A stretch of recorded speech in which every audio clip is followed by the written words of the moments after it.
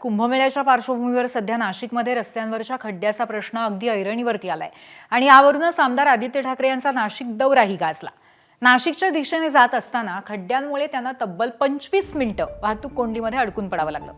त्यानंतर त्यांनी वडपा परिसरातील महामार्गावर खड्ड्यांचा व्हिडिओ पोस्ट केला आणि ट्रिपल इंजिन सरकार नक्की कोणता विकास करत आहे असा टोला लगावला। नंतर महापालिकेसमोर खड्ड्यांच्या विरोधामध्ये आंदोलन, पवारांच्या राष्ट्रवादी काँग्रेसच्या कार्यकर्त्यांची त्यांनी भेट घेतली। 17 तारखेच्या आक्रोश मोर्चामध्ये सर्वांनी सहभागी व्हावं असं आवाहनही त्यांनी केलं। आपल्या दौऱ्यानंतर रस्त्यांची डागडुजी सुरू असल्याचा दावा त्यांनी केला।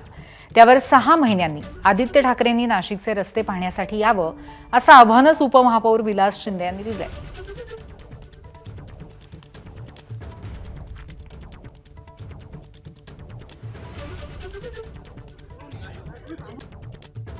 जे रस्ते आम्हाला वाटायचे नाशिकमध्ये चांगले आहेत, जे डांबरी रस्ते होते, 2 लेन असतील पण चांगले रस्ते होते, तेही खराब झालेले आहेत। आज अंबड MIDC असेल किंवा इतर सगळे जे काही लिंक रोड वगैरे आम्ही आलो, आज परिस्थिती हीच आहे।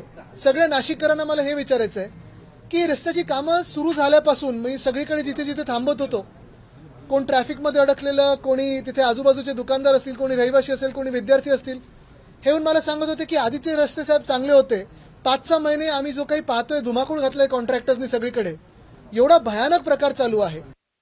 नाशिक शहरातील नागरिकांना जे अपेक्षित आहे, रस्ते सुरळीत अपेक्षित आहेत आणि चांगल्या पद्धतीचं काम करण्याची जबाबदारी आमची आहे आणि ते आम्ही करतोय। परंतु येणाऱ्या 6 महिन्यामध्ये मी परत आपल्या माध्यमातून आदित्य साहेबांना आमंत्रण देऊ इच्छितो की आपण आता या आणि आता आम्ही आपल्याला नाशिक शहर या पुढच्या 6 महिन्यामध्ये कसं आहे हे आम्ही स्वतः आपल्याला वाटलं असतं फिरून दाखवू।